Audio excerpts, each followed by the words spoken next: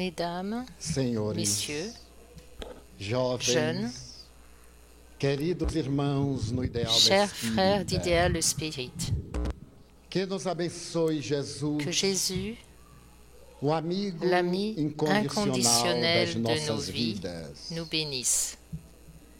O século Le XXe XX, siècle, segundo a Organização Mundial de selon Saúde l'Organisation Mental, mondiale de la santé pode mentale, ser denominado peut être qualifié o século de da siècle de depressão. dépression.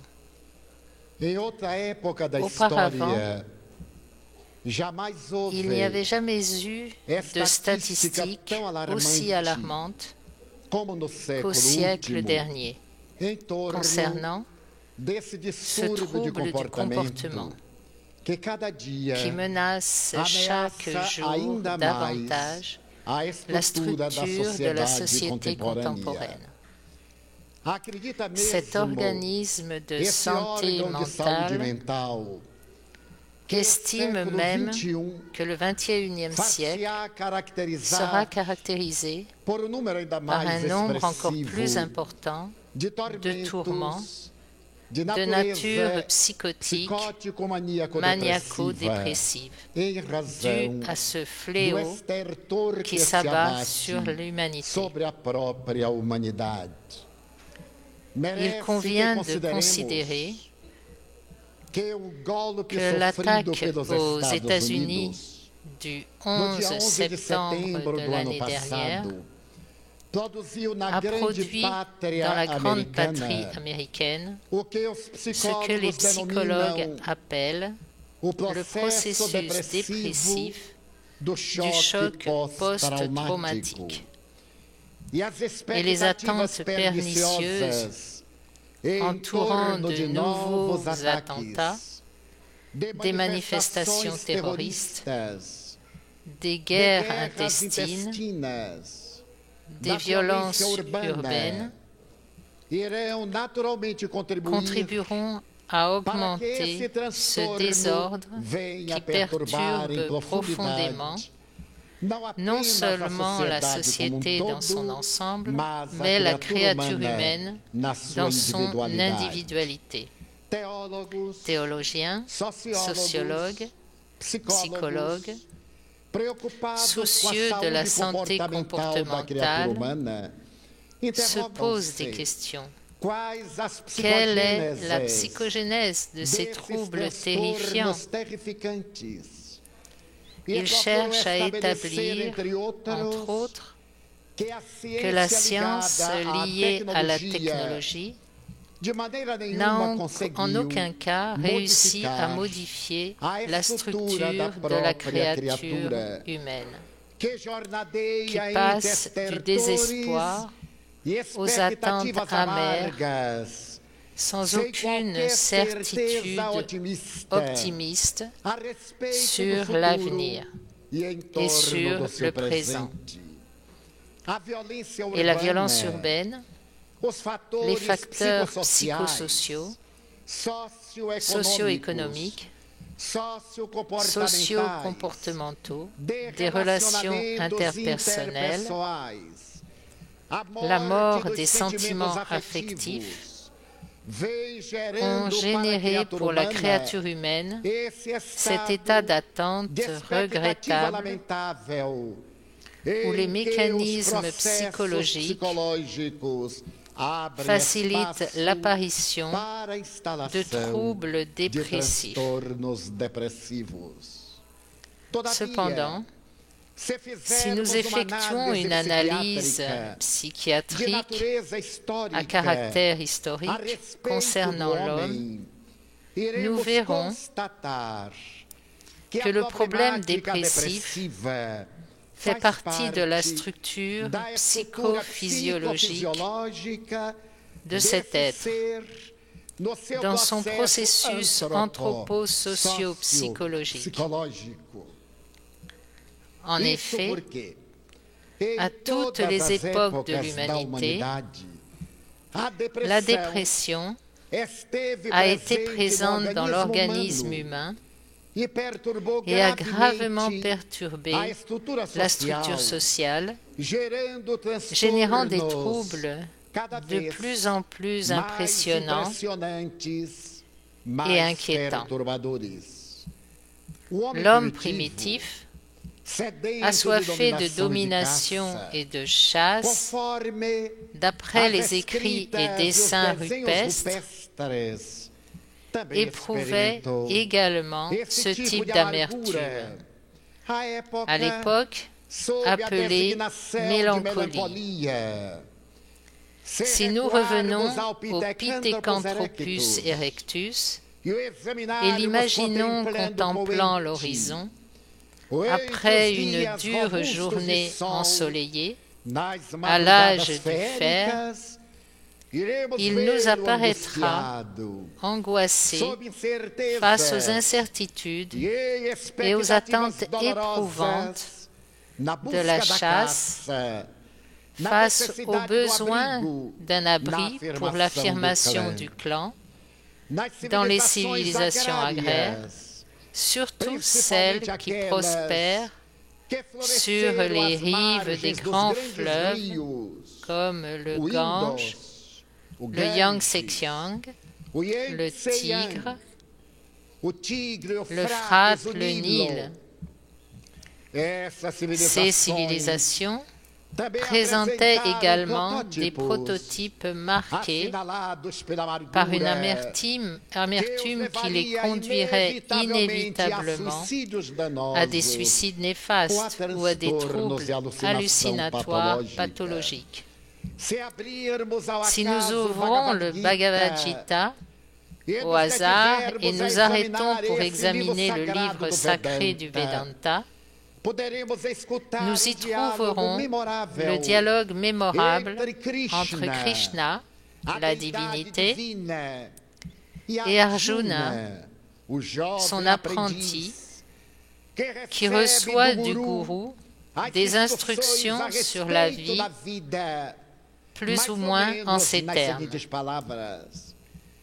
Tu dois combattre, dit le maître, de toutes tes forces, les ennemis de ton bonheur. Tu es un prince Pandava. Tu es un élu de Dieu.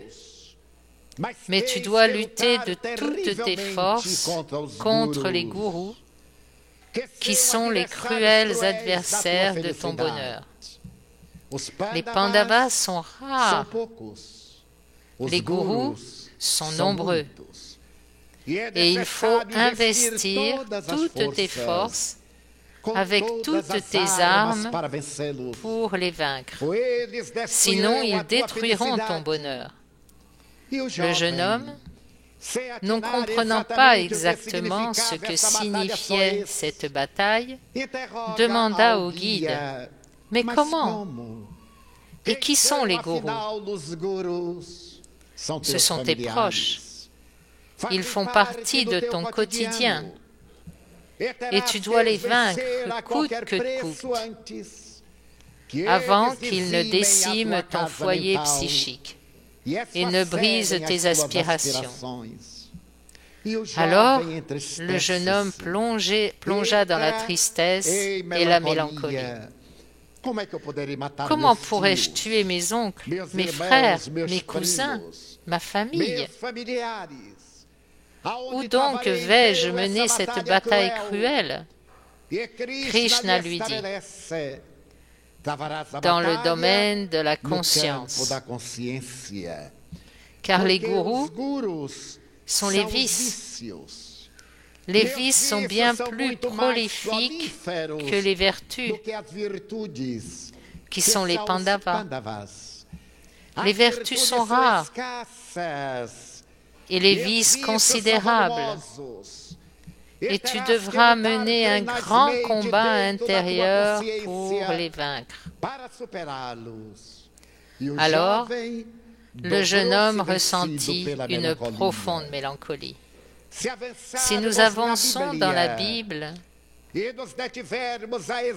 analysons le cas du roi Saoul, attaqué périodiquement par des fantaisies dantesques, des dépressions et des hallucinations psychologiques, nous verrons que ces épreuves étaient atténuées par la cithare, la flûte et d'admirables poèmes chantés par David dans les 150 psaumes de l'Ancien Testament. Toujours dans la Bible, rappelons-nous l'un des passages les plus beaux et les plus maladroits de la proposition mythologique ancestrale lorsque Job, tenté par Dieu, qui fut tenté par Satan, de retirer à cet homme qui l'honorait sa fortune, sa santé, ses enfants, et Dieu, pour montrer à Satan que Job était fidèle, décreta la peste qui tua ses animaux, ses serviteurs et ses esclaves, brûla ses champs, au point que sa femme dit « Job, comment peux-tu aimer ce Dieu cruel qui t'a anéanti? Dieu est mon berger, assura-t-il. Après avoir presque tout perdu, sauf sa compagne, il tomba dans une profonde dépression. Il devint le prototype de la patience biblique pour la postérité. Si nous nous tournons vers l'Occident, nous trouverons dans la philosophie de Socrate et de Platon, en passant par Aristote, le récit du grand philosophe disant que Socrate et Platon souffraient périodiquement d'accès de mélancolie quand ils étaient inspirés par les dieux.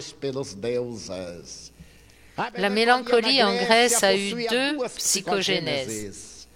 La première était de nature destructrice, la tristesse inquiétante, qui marquait un état d'indifférence envers la vie et représentait un châtiment des dieux.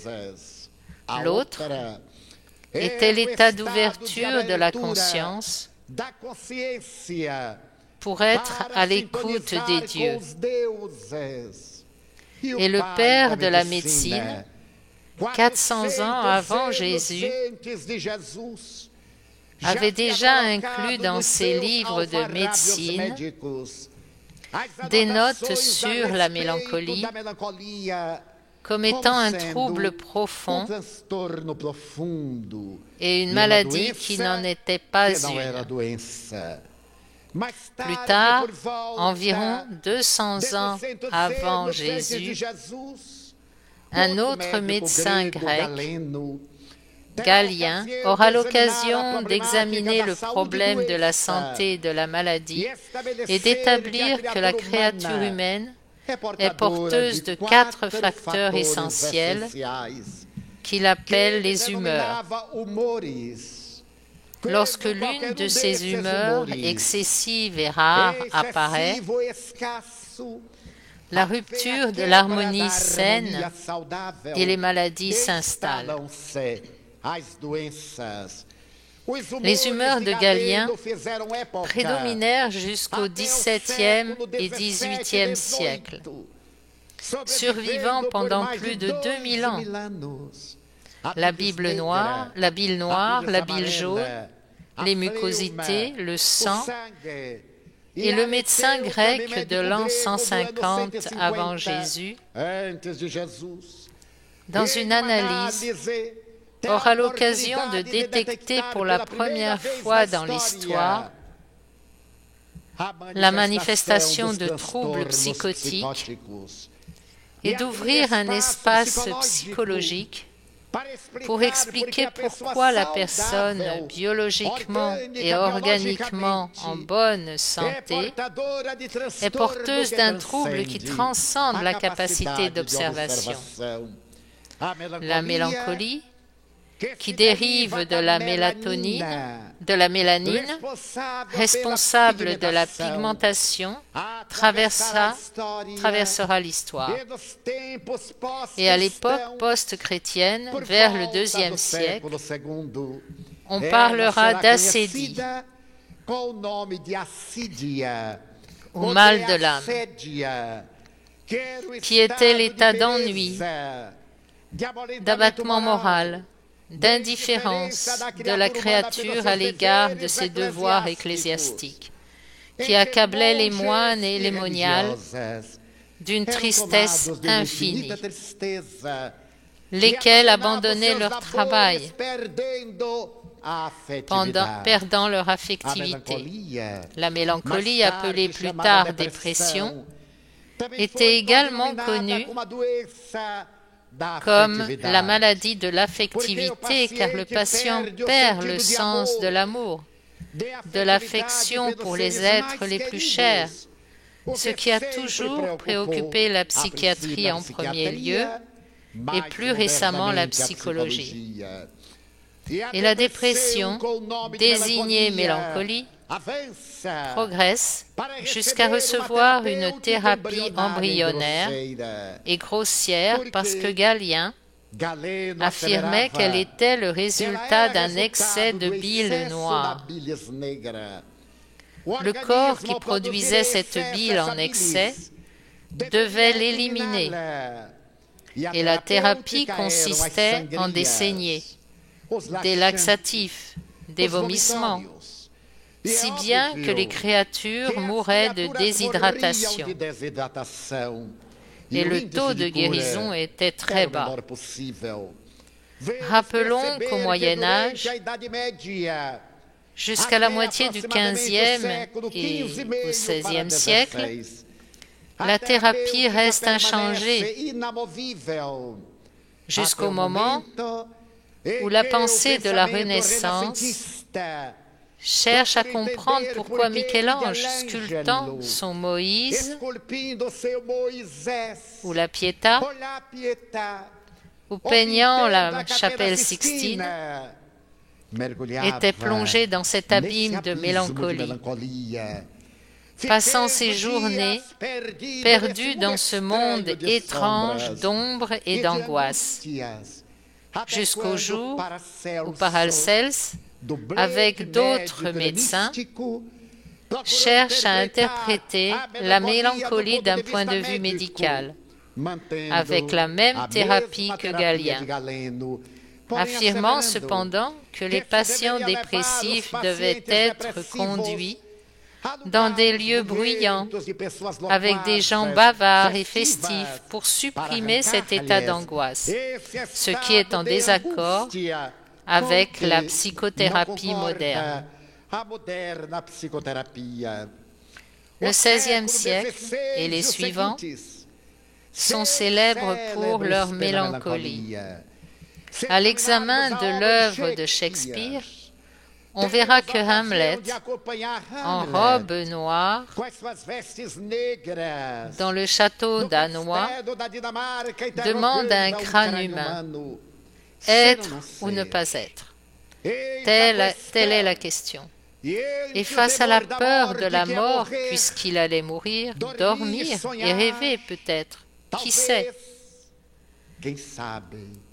Lady Macbeth, après avoir assassiné le roi avec son mari, fait un trouble obsessionnel compulsif et se met à se laver les mains, qu'elle voit dans ses rêves, hantée par le sang de la victime. Et tourmentée, elle cherche une solution au célèbre trouble obsessionnel compulsif de l'humanité, qui fut celui de Pilate, qui, après s'être lavé les mains face au destin du juste, comme le raconte l'histoire, croyait que ses mains étaient toujours ensanglantées, et il les lavait. Quand l'empereur Tibère César tomba en disgrâce, il revint à Rome, ayant perdu l'honneur d'être le représentant de César en Orient, il partit en Suisse, selon Giovanni Papini, et sous le coup de ce trouble obsessionnel compulsif, il se jeta dans un volcan éteint, se tuant, mettant fin à son toc. L'histoire nous parle alors de poètes, d'artistes et d'esthètes, car la mélancolie n'épargne personne et entraîne des troubles d'angoisse incomparables. Mais c'est à partir du XVIIe siècle que le cerveau fut pour la première fois considéré comme un organe important, car jusqu'alors ce n'était qu'une masse insignifiante, car on pensait avec le foie et on aimait avec le cœur. Aujourd'hui encore, il est courant d'affirmer ou d'entendre l'atavisme médiéval « Je t'aime de tout mon cœur ». Le cœur n'aime pas, c'est une bombe. Naturellement, la sensation que nous avons de nature psychologique et émotionnelle est le résultat d'une vasoconstriction lors d'une émotion affective et ressentons ce qui semble être une douleur, qui est une difficulté circulatoire dans les ventricules, rien à voir avec l'amour. Car nous le ressentons aussi dans la haine, l'amertume, l'anxiété. C'est un phénomène psychologique qui se transforme en réaction physiologique. C'est après la découverte des valeurs cérébrales que cette maladie a pu être mieux examinée pour la première fois dans la littérature anglaise. Le mot dépression apparaît au début du XVIIIe siècle. C'est à partir de là que s'ouvrira le grand horizon pour comprendre ce problème d'ordre physiologique autant que psychologique. Et à partir du XVIIIe siècle, un psychiatre américain aura l'occasion de découvrir que les neurones du cerveau, les fameuses cellules nerveuses, détectées peu auparavant, étaient entourées de minuscules capillaires, des vaisseaux périphériques, et que l'irrigation de ces vaisseaux périphériques était aussi responsable de troubles d'ordre psychologique, de troubles mentaux. C'est de là que naîtra l'étude la plus précise des psychoses ou troubles psychotiques, des troubles névrotiques, de la schizophrénie, plus tard de l'autisme, de l'hébéphrénie et d'autres manifestations psychotiques qui perturbent la société.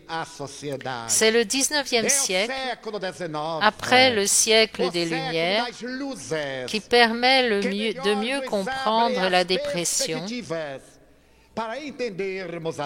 Mais le XIXe siècle nous présente des personnalités dépressives notables, entre autres Léon Tolstoï, le célèbre Père du Corbeau, le poème tragique et amer de l'histoire de la poésie russe, ou la musique, Schumann, si angoissé qu'il préfère se suicider, malgré une immersion dans les profondeurs les plus nobles de la musique, sans parvenir à échapper à l'angoisse qui l'accable intérieurement. Au XXe siècle, la science progresse et en psychiatrie, le noble Émile Kraepelin étudie la dépression. Il établit qu'elle se présente sous deux aspects.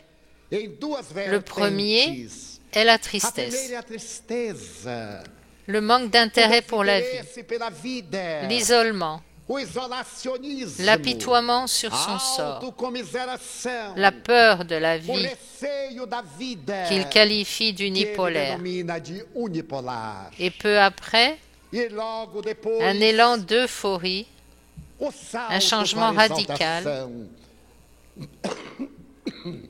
et l'enfoncement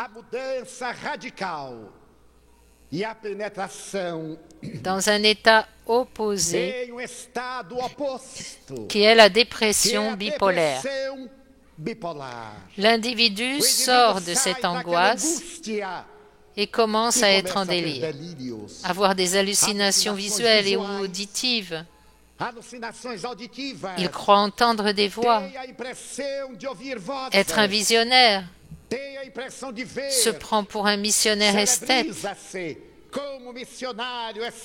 adopte la posture des mythes, des surhommes, des êtres antiques, ou celle de personnalités vivantes pour démontrer son changement de comportement. Et Émile Kraepelin établit que dans cette courbe, quand il passe de l'exaltation à une nouvelle dépression, l'individu s'enfonce dans le tunnel prêt à se suicider. À ce moment, le plus grave où il apparaît aller mieux, c'est l'heure où il se jette sous les roues d'un véhicule ou ingère des substances vénéneuses. Kraepelin pense que la dépression est un des troubles psychopathologiques les plus graves, car elle s'installe et grandit doucement.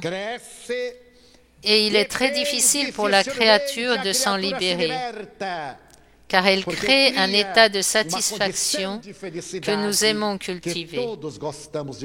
Cet état masochiste inspire la compassion.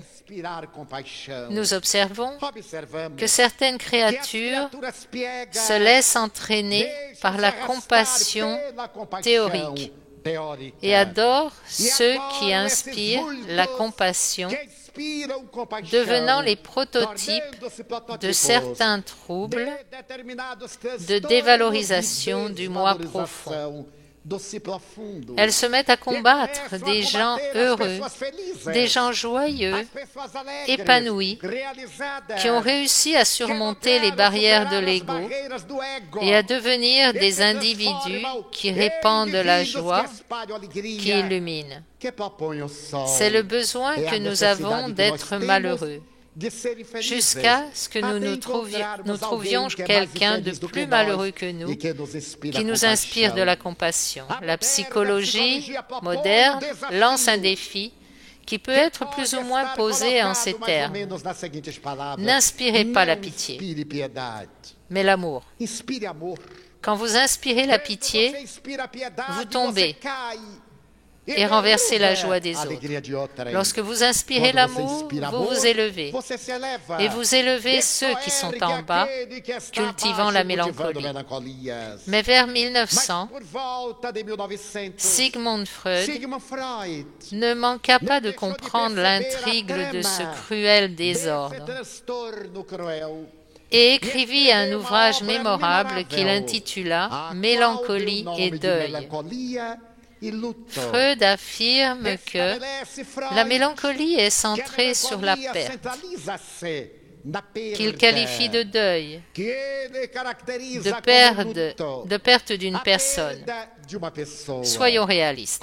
Nous ne perdons personne, même si notre atavisme est si enraciné que même les spirites utilise l'expression terrible. J'ai perdu mon père, j'ai perdu mon fils, comme pour un porte-clés ou un chapeau. Les gens ne sont pas perdus, ils se désincarnent ou meurent biologiquement. On perd les choses, pas les gens. Freud a utilisé cet atavisme pour dire que la perte d'être cher mène automatiquement à la mélancolie. Cette mélancolie peut durer jusqu'à 6 semaines. Mais lorsqu'elle dépasse cette période, il s'agit déjà d'un trouble pathologique nécessitant une thérapie spécialisée. On ne doit pas être dupe. Ce peut être aussi la perte d'un emploi, la perte d'une relation affective, la perte d'une amitié, la perte d'un objet auquel on attribue de la valeur ou d'une position sociale. Chacune de ces frustrations produit un choc qui mène au trouble dépressif.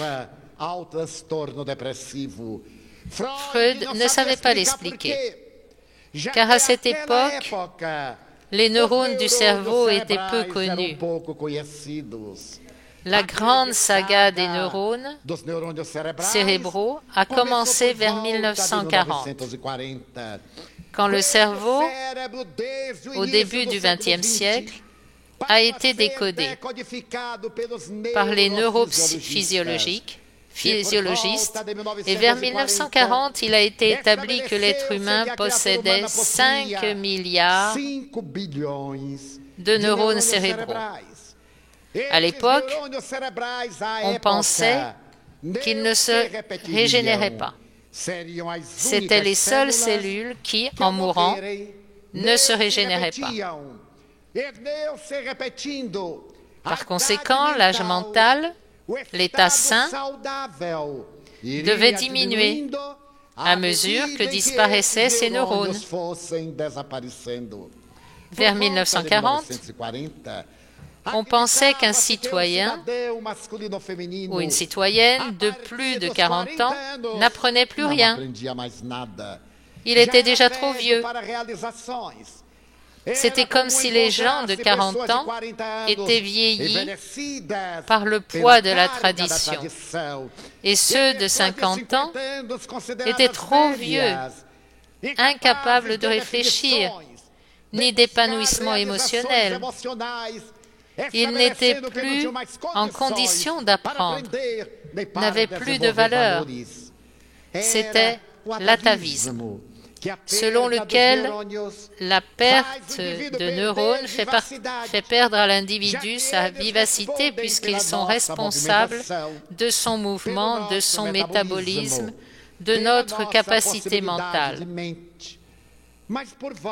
Mais vers les années 50, avec l'avènement du microscope électronique, les scientifiques ont découvert que nous n'avions pas seulement 5 milliards de neurones, mais 50 milliards.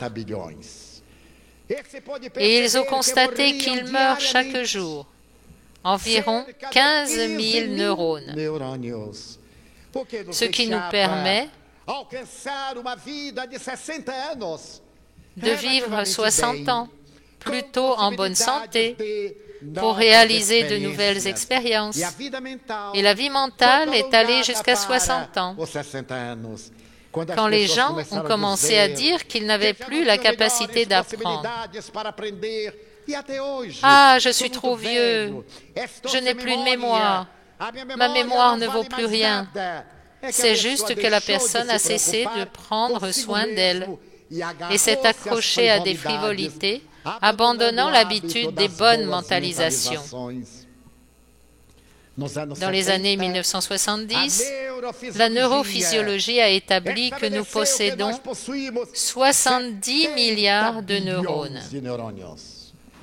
Et même si le nombre de neurones meurt, nous disposons d'une réserve technique pour 2 autres vies cérébrales. Seuls sont vieux ceux qui se croient vieux. Le XXe siècle a été le siècle des personnages macrobes. Charles de Gaulle, Golda Meir, Francisco Cândido Xavier, Mère Teresa de Calcutta, l'abbé Pierre et bien d'autres encore qui ont lucidement dépassé l'âge de 80 ans, agissant, travaillant, parfaitement synchronisés avec la vie mentale. Mais vers les années 1990 et 2000, les neurophysiologistes ont découvert que nous possédons entre 75 et 100 milliards de neurones.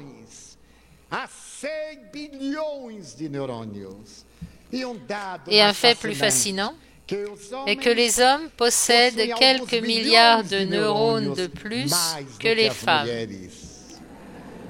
source d'un grand mécontentement chez les hommes. Car il s'est avéré que ces neurones ne leur servaient à rien. Il y a donc une compensation importante. Je me souviens qu'en 1990, après avoir reçu une invitation spéciale, alors que j'étais en France, pour donner une conférence à l'université de Lyon 2, dans la ville du même nom, il s'agissait d'une conférence sur la réincarnation destinée aux étudiants universitaires du troisième âge. Je trouve l'expression troisième âge assez péjorative. Et souvent, quand on me parle d'un bal des seniors, d'une soirée des seniors, bien sûr, je n'y suis pas encore, mais ça me semble si dérangeant. Ces gens qui traînent les pieds et se fréquentant, alors que ça pourrait être une soirée du meilleur âge, de l'âge de l'expérience, l'âge de l'espoir, de la désincarnation, un âge merveilleux. Mais je suis allé donner cette conférence. J'ai rencontré Madame Beaumartin au bout de deux heures de conférence, suivies de 2 heures de débat, comme c'est courant en Europe et dans certains endroits aux États-Unis. Une dame est venue me voir, qui selon mes calculs avait 85 ans, mais elle disait en avoir 80, ce qui démontrait qu'elle était avisée. Une fois, près de moi, elle m'a dit « Monsieur Franco, je suis fasciné par la thèse de la réincarnation. Je n'avais jamais entendu parler de cette merveilleuse doctrine. En fait, j'étudie l'anthropologie. Ce sont 7 ans d'études. J'en ai déjà réalisé 3 et il ne m'en reste plus que 4. J'ai calculé l'âge qu'elle aurait à la fin de ses études d'anthropologie et je lui ai demandé en passant « C'est bien, vous comptez pratiquer l'anthropologie ?» Bien sûr, sinon je ne suivrai pas le cours. Et face à son enthousiasme, j'ai demandé « Concevons une idée absurde. Envisageons une hypothèse peu probable. Si par hasard, vous mourrez avant. Où est le problème, Monsieur Franco? Dans l'autre réincarnation, je serai déjà anthropologue. » C'était la preuve que l'âge est un comportement émotionnel et non un état mental. Par conséquent, nous nous désintéressons des choses en mettant les problèmes et l'amertume à notre vie émotionnelle, remplaçant la joie de vivre par des traumatismes, des ressentiments, des souvenirs négatifs. Et au lieu d'aspirer à la joie de vivre, nous cultivons les ressentiments et la censure. Nous sommes experts dans l'art de censurer les absents. à chercher à savoir pourquoi ils n'ont pas fait ceci ou cela. Nous devons nous soucier de notre conduite, pas de celle des autres. Si quelqu'un a mal agi, c'est son problème, pas le mien. Même s'il agit contre moi, le problème reste le sien, car il est tourmenté. C'est cette perte d'espace mental et émotionnel qui produit une perte de mémoire et un manque d'intérêt pour la vie. Personnellement, à 75 ans, je n'ai jamais eu autant de joie de vivre qu'aujourd'hui. Je ne pourrais pas dire que ma mémoire est défectueuse, car je n'ai jamais cessé de réfléchir, ni de me gaver de bons livres. Même si j'ai peu de temps, j'ai une discipline de bonne lecture. Je suis ce qui se passe dans le monde. Alors, les neurones du cerveau réagissent à l'imposition de notre esprit. Ce ne sont pas eux qui produisent l'esprit, mais l'esprit qui les fait travailler. Car l'esprit anime la machine. Ce n'est pas la machine qui produit l'esprit. Si l'esprit est actif, il est clair qu'il force la machine à être dynamique, même si elle a des difficultés. J'ai lu dans le journal qu'un jeune avait été victime d'un accident en deltaplane, ou l'équivalent. C'était un chanteur. Sa famille était décédée. Il s'est remis au chant, après avoir été considéré mentalement mort, mais avait repris lentement ses esprits car il refusait de mourir. Quand on voit Julio Iglesias éblouir le monde depuis plus de 30 ans, il ne nous vient pas à l'esprit qu'il était totalement paralysé après un grave accident au Panama. De retour en Espagne, d'où il est originaire, son père, un grand médecin, se rendit compte qu'il n'y avait plus aucune chance pour son fils, jusqu'au jour où Julio regarda le pouce de son pied droit et lui ordonna de bouger. « Bouge, bouge !» Et le doigt bougea.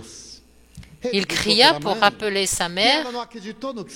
Elle ne pouvait y croire. Et le doigt bougea sous son contrôle, et non comme une réaction nerveuse. Il a commencé à travailler sur ses pieds et sur ses jambes.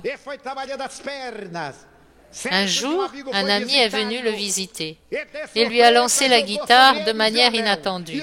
Et il a instinctivement saisi la guitare. Il s'est rétabli complètement. Et voilà, il chante et éblouit le monde depuis plus de 30 ans. Juste parce qu'il a refusé de se laisser entraîner par le destin dans les profondeurs du désespoir.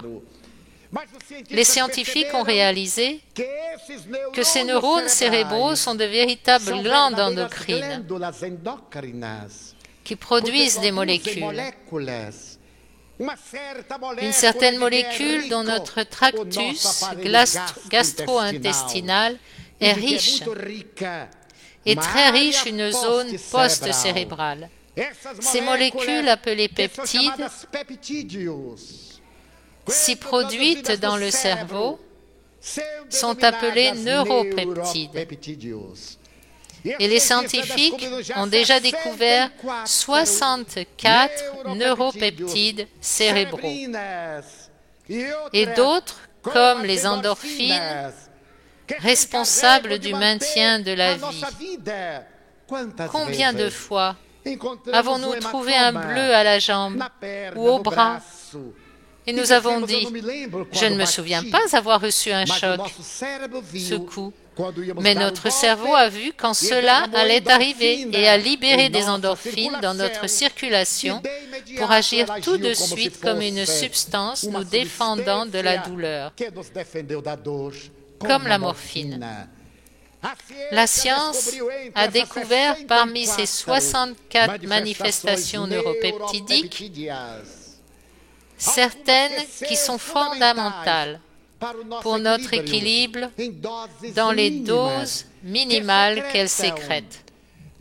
Ils ont découvert la sérotonine, qui est produite par une zone cérébrale, le foyer céruléen, reproduisant la noradrénaline et la sérotonine.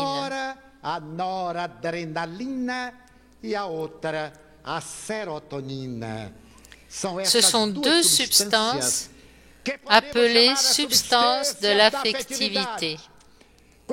Lorsque nous manquons de sérotonine, nous souffrons de dépression. Ce manque peut venir d'un choc émotionnel, une perte, quelqu'un qui meurt, et nous avons un impact. Et les neurones cessent de produire de la noradrénaline. Et naturellement, nous perdons la communicabilité affective, comme la dopamine, et nous souffrons de la maladie de Parkinson. Par chance, la science pharmaceutique a tant évolué qu'elle peut transformer en laboratoire des substances chimiques en substances neuropeptidiques qui, une fois ingérées, recouvriront le neurone de la zone correspondante, trompant ainsi le cerveau qui transmet désormais correctement ces messages, dits synapses, les intercommunications sont de nature électrochimique. Lorsque nous prononçons un mot, plus de 100 000 intercommunications neuronales fonctionnent pour prononcer ce mot. En l'absence de sérotonine, il y a une baisse et la personne a du mal à raisonner. C'est un des symptômes dépressifs. L'insomnie est un autre syndrome dépressif. Se réveiller de mauvaise humeur après une mauvaise nuit est un autre syndrome dépressif. Peu de noradrénaline génère la peur, l'incertitude et un trouble de la panique. Donc, la personne, suivant une thérapie psychiatrique, exercera son cerveau. Ce traitement pour inciter les neurones déficients à recommencer à produire. La psychothérapie moderne recommande un traitement chimique. Mais nous, latino-américains, avons une telle aversion des médecines psychiques que si on nous dit qu'on a besoin d'aide, d'aller voir un psychiatre, la personne réagit de suite. Comment? Vous me prenez pour un fou? Alors je dis, non, je ne pense pas. Mais ça viendra. Attendez un peu. Nous avons des difficultés visuelles, nous allons chez l'ophtalmologiste. Quand on a un problème d'estomac, un gastro-entérologue. Respiratoire, on voit le pneumologue. Quand on a un problème émotionnel, on n'est pas fou. C'est les autres qui deviennent fous à cause de nous. Par prévention, nous devrions faire un examen psychiatrique au moins une fois par an. Nos nerfs sont stressés. Nous sommes tendus, anxieux, et nous avons besoin d'une thérapie adaptée, comme pour l'acidité de l'estomac, la myopie, les céphalées. Il faut une substance correspondante. C'est normal. Mais l'atavisme de l'ignorance veut que seuls les maladies mentales, les malades mentaux consultent des psychiatres. L'idéal serait de consulter des psychothérapeutes afin de ne pas devenir victime de troubles psychiatriques. Nous avons donc de nos jours une connaissance du cerveau humain qui nous permet de croire qu'effectivement, nous aurons chaque jour davantage de personnes déprimées. Il n'y a pas de famille composée de plus de 5 membres sans que l'un souffre de dépression, ou qui en sort, ou qui y entre.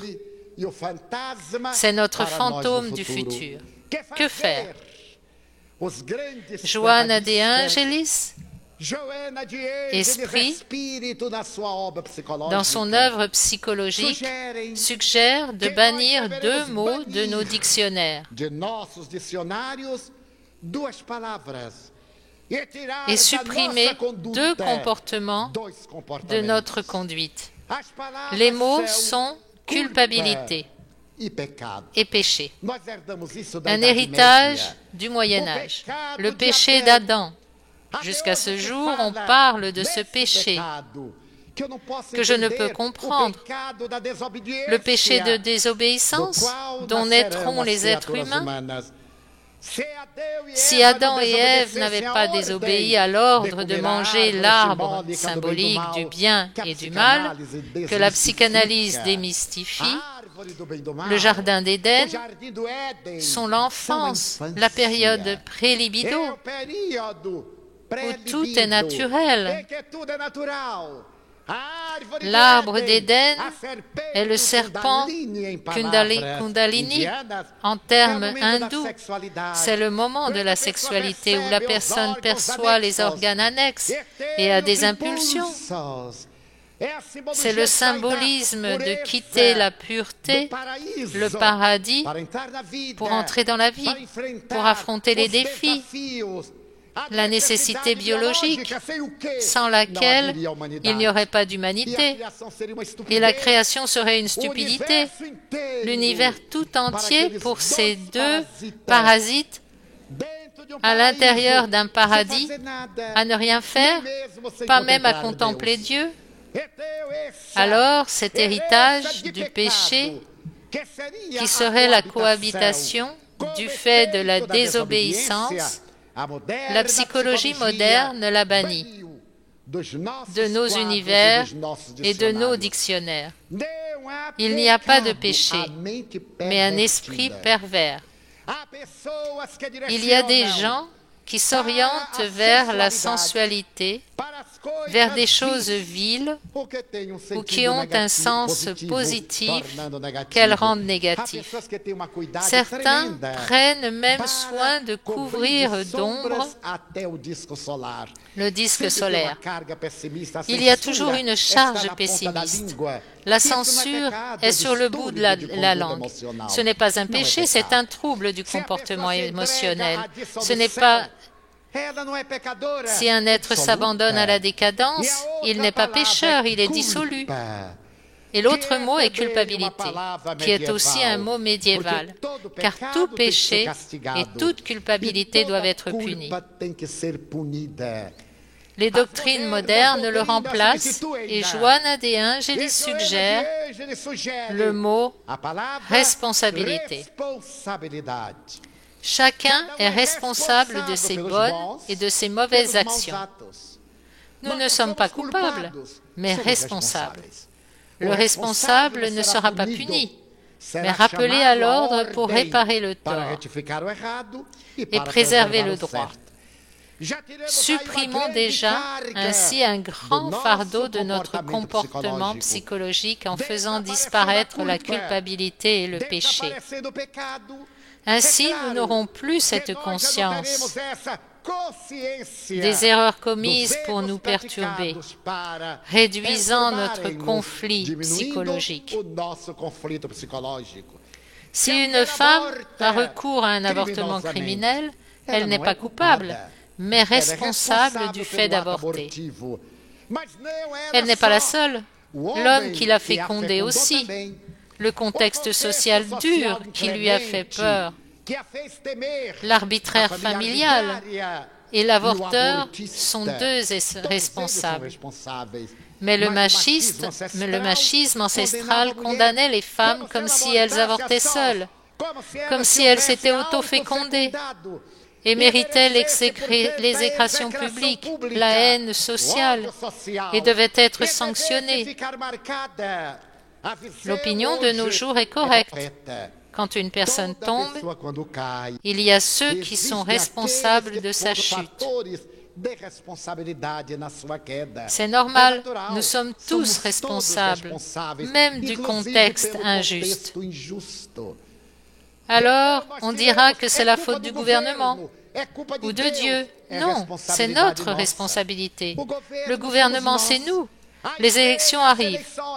Pour qui voterons-nous? Pour nos propres intérêts, nos caprices, sans lien avec notre conscience? Il y a bien sûr des exceptions, mais il faut trouver un emploi pour mon petit-fils ou mon grand-père, un poste vacant pour acheter une maison, avoir une paire de sandales du Nord-Est ou un appareil dentaire. Nous aurons donc des gens corrompus qui nous donneront une société injuste. Nous aurons des dentiers, mais nous n'aurons rien à manger, ce qui est pire. Nous devons être responsables pour ne pas être coupables ou pécheurs. C'est une proposition psychologique. Alors, changeons de posture, réduisons la charge. L'autre facteur pour éliminer la dépression, être utile. Et ne pas être seul, être solidaire. Ceux qui sont solidaires ne sont jamais seuls. Mais nous voulons que les autres viennent à nous. Et nous allons rarement vers les autres. Si nous quittons le château de l'ego et allons dans la plaine de la fraternité, nous n'aurons pas le temps de cultiver les dépressions. Et même les coups moraux qui nous frappent seront minimisés par la présence joviale des âmes généreuses qui sont avec nous. Une autre proposition, cultivez les bonnes idées. Ôtez de vous ce pessimisme. Des amis me disent, « As-tu remarqué que tout ce qui va mal m'arrive ?» Je dis, « J'ai même remarqué que tu es né le mauvais mois. » Oui, je suis du signe du Scorpion. Et quel est le signe du Scorpion? Et la personne fait cette acrobatie mentale sur les 12 signes qui englobent tout le monde et qui ne sert à rien. Les gens du signe du Taureau me disent « Je suis Taureau, je suis malchanceux. Je suis un super Taureau, je suis heureux. Je suis du 5 mai. » Notre destin n'est pas dans les étoiles. Il est dans la conduite passée qui programme notre avenir.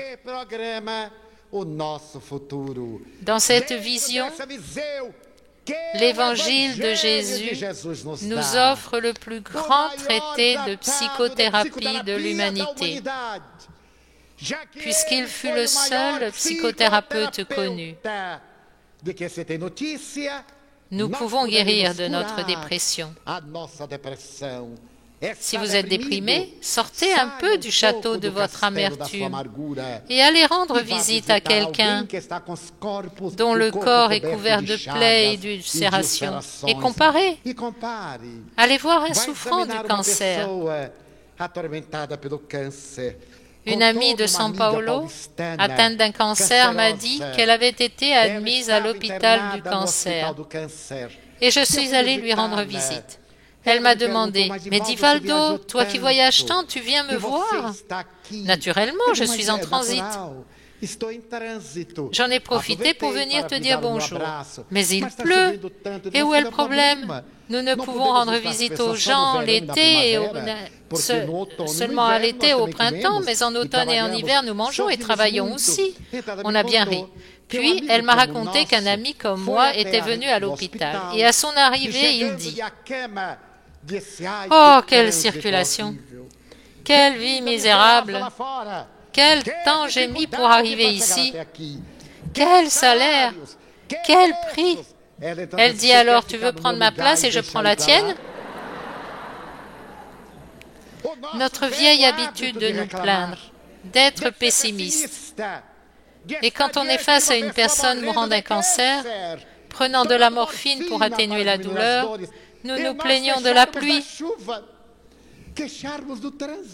Nous nous plaignons de la circulation et la personne dit calmement « Tu veux prendre ma place et me laisser tous ces malheurs à l'extérieur ?»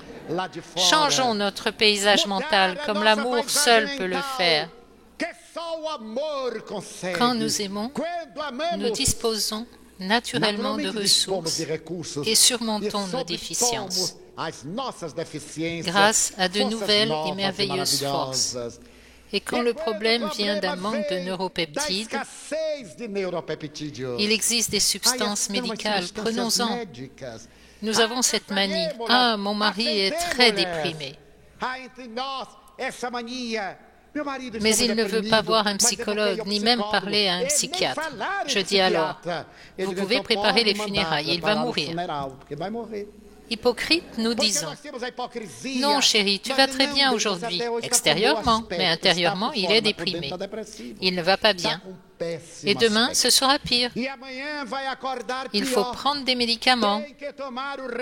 Je n'en veux pas. Alors, ne te plains pas.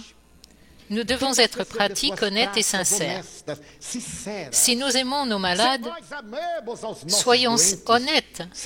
Notre enfant a un cancer et il faut lui couper la jambe. Coupons-la pour lui sauver la vie. Si on a besoin d'une transplantation cardiaque ou pulmonaire ou hépatique, effectuons la greffe. Dans le domaine des problèmes de comportement, nous mentons. Certains me disent, Monsieur Divaldo, voilà la chemise de mon fils. Pouvez-vous lui donner des passes? Il est très malade. Il ne croit pas à ces choses. Je lui dis, moi non plus. Oh, monsieur. Non, non. Donnez des passes à une chemise pour que votre fils se rétablisse. Madame, voyons. Alors c'est magique. Oh, mais des centres spirites le font. Ce sont des centres magiques, allez les voir. Je ne fais pas ça. Mais certains disent, faisons-le pour ne pas décevoir, non? Mais le malade reste malade et nous mentons. C'est une farce. Dans le spiritisme, il n'y a pas de place pour la farce. Nous ne détenons pas la vérité. Mais soyons cohérents avec le message de celui qui a ramené Jésus et qui était Allan Kardec.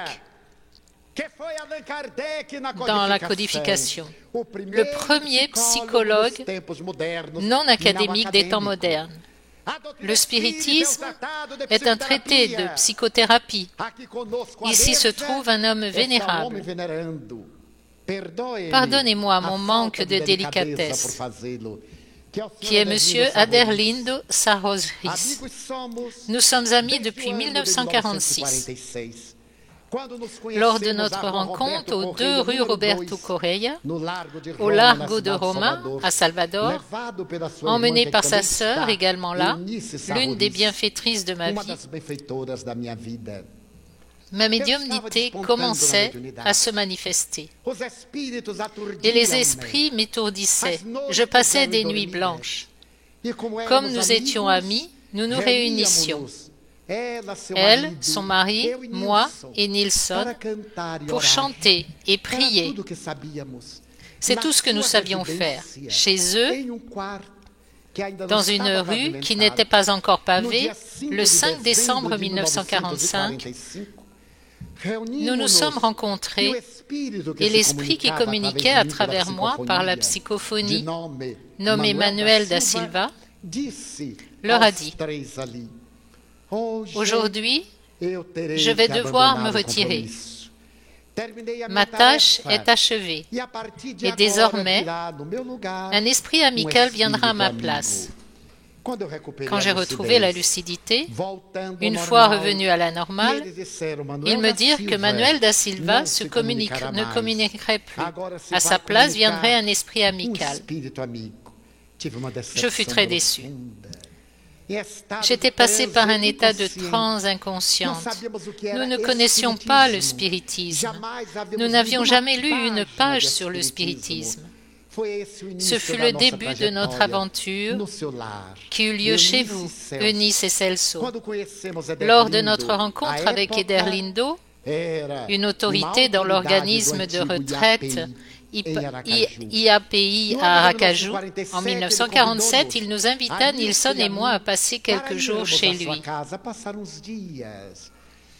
Nous pratiquions la médiumnité. Or, nous n'avions rien lu. Nous ne savions même pas qui était Allan Kardec. Nous étions déjà en 1947, au mois de mars, alors nous avons pris le train. L'ancien train de l'Est brésilien. n'avait pas d'heure de départ, encore moins d'arrivée. Au bout de 12 heures, nous y étions. Salvador Aracaju, 270 km. Nous étions couverts de poussière. Notre ami ne nous reconnut pas.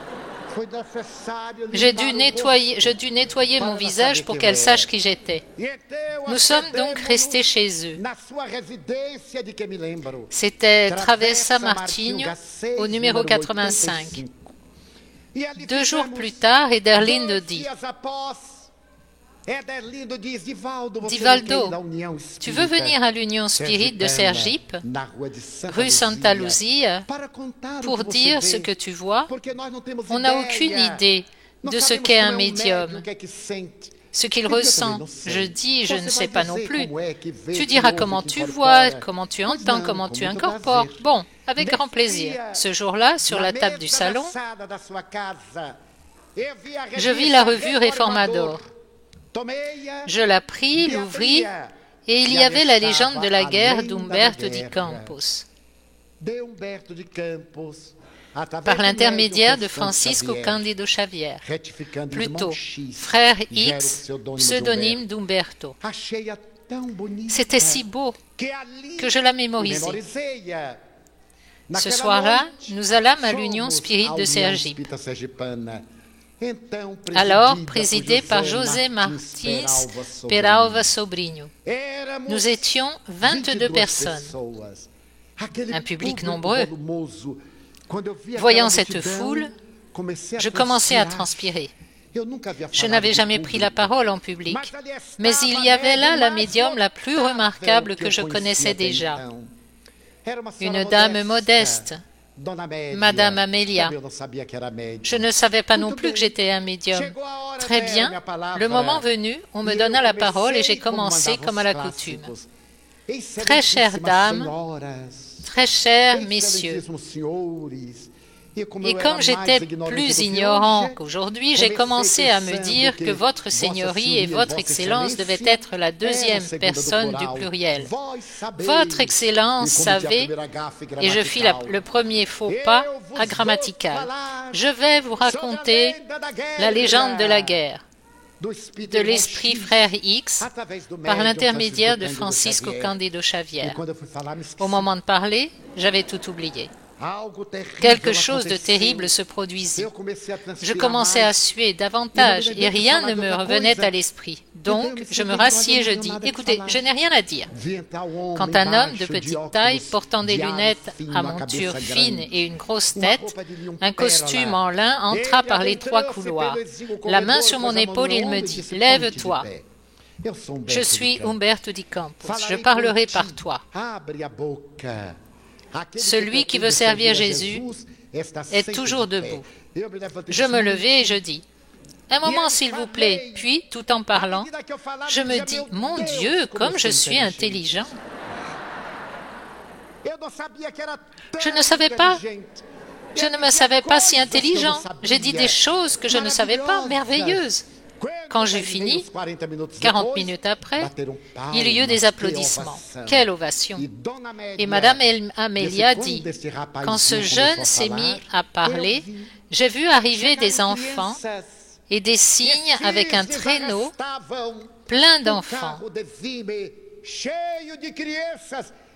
qui disaient, « Il sera mon père. » Comment oublier?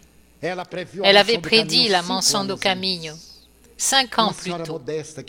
Une dame modeste devenue aveugle est restée une remarquable médium clairvoyante. Très bien.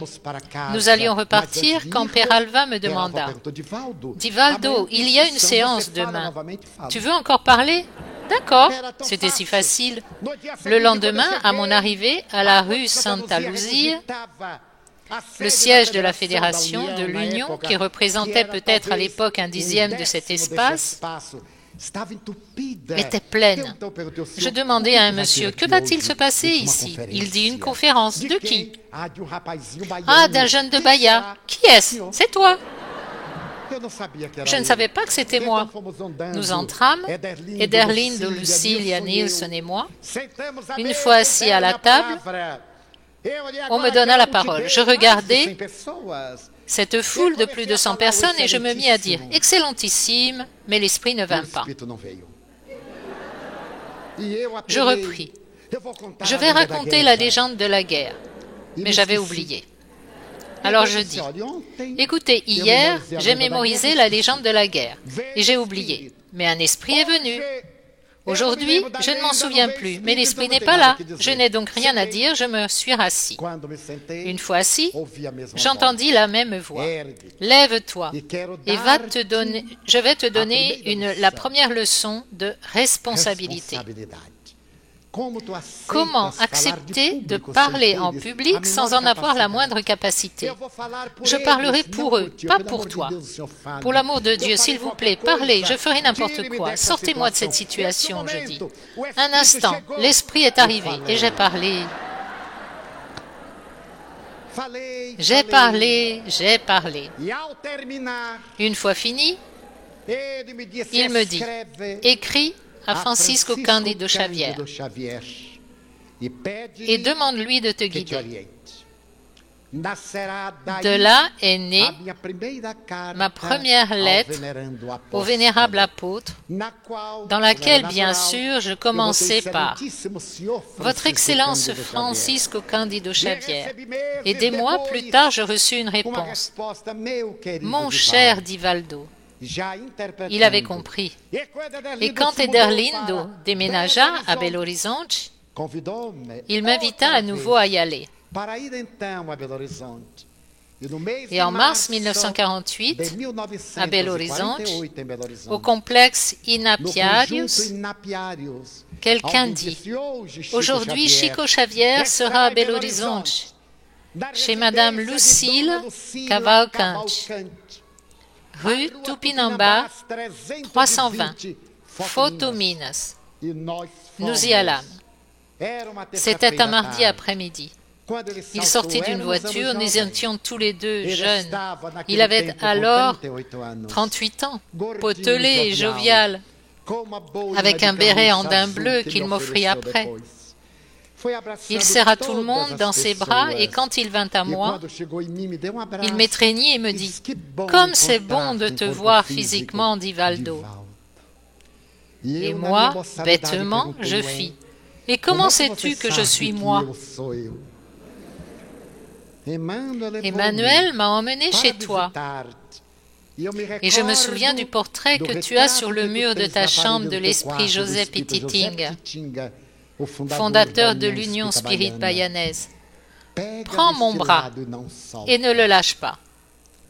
Alors, Ederlindo Sarroris et Eunice Sarroris, je tiens à vous remercier publiquement, vous qui avez été des frères, quand j'étais si angoissé, en profonde dépression, que je pensais me jeter de l'ascenseur Lacerda,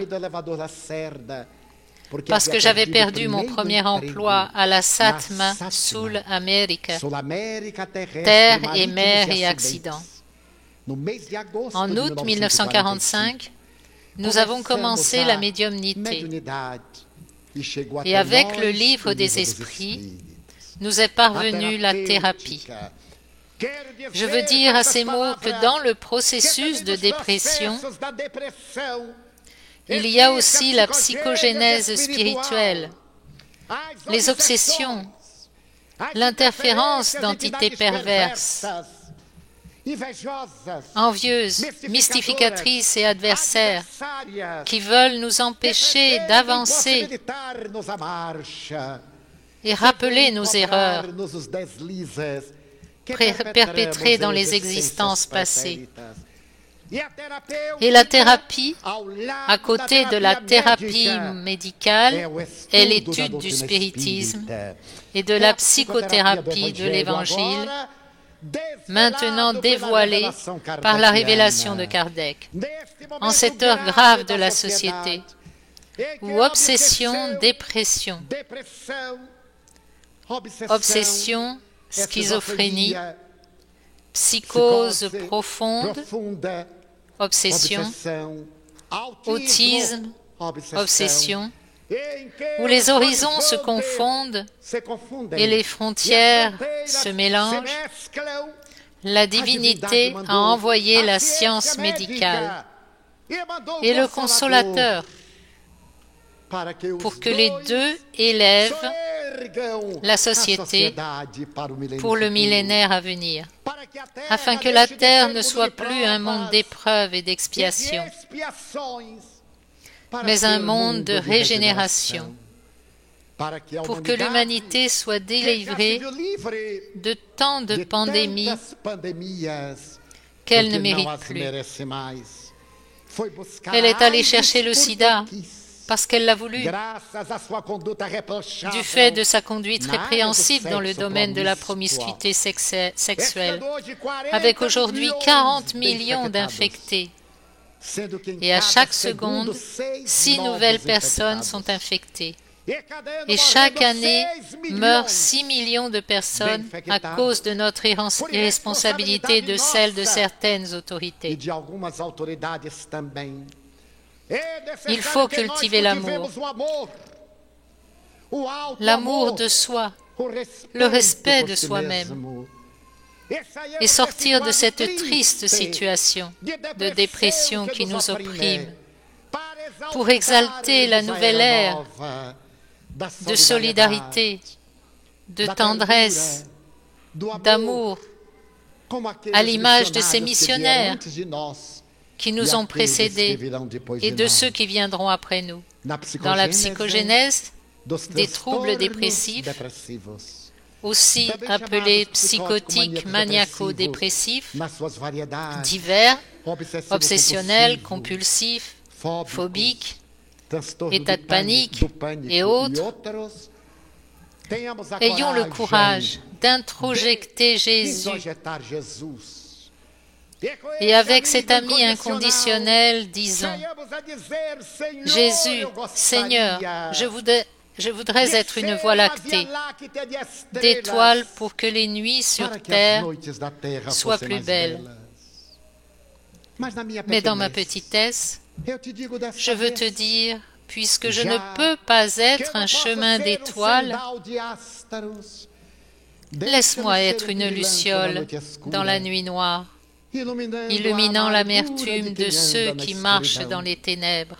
Je voudrais être comme la pluie généreuse qui tombe sur la terre poreuse et revertit le sol. Mais si je ne peux pas, je veux te prier d'être un verre d'eau froide, étanchant la soif, l'agonie de celui qui se désespère. Je voudrais être un jardin de fleurs de toutes les couleurs qui embellit la terre. Mais vu la pauvreté de mon âme, je ne peux être un jardin. Si je ne peux être un jardin, laisse-moi être une fleur solitaire dans la crevasse du rocher, modifiant la nature et lui donnant de la beauté.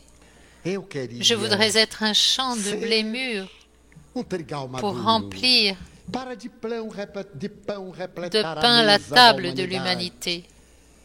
Mais dans ma fragilité, si je ne peux pas, je viens te demander d'être un grain qui, tombant en terre, se multiplie par millions et assouvit la faim de la multitude.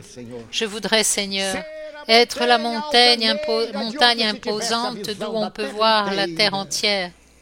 Mais si jamais je n'y parviens, je veux te demander d'être une pierre solitaire, pavant le sol par où les héros passent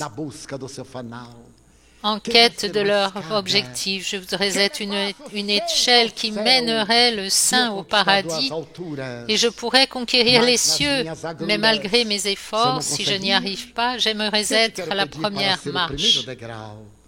Je voudrais être un verger de fruits mûrs pour garnir la table des affamés, pleine de beauté. Si je ne le peux, laisse-moi rester à l'ombre d'un chêne sur la route pour que celui qui croisera mon chemin, je puisse lui dire « Bonjour l'ami, où vas-tu » Et s'il me répond « Mais qui es-tu » Je pourrais lui répondre, je suis ton frère, donne-moi la main, j'irai avec toi, je suis ton ami, et côte à côte, je chanterai. Seigneur, j'aimerais être poète, esthète, artiste, compositeur ou orateur pour démontrer ta grandeur. Mais dans ma pauvreté,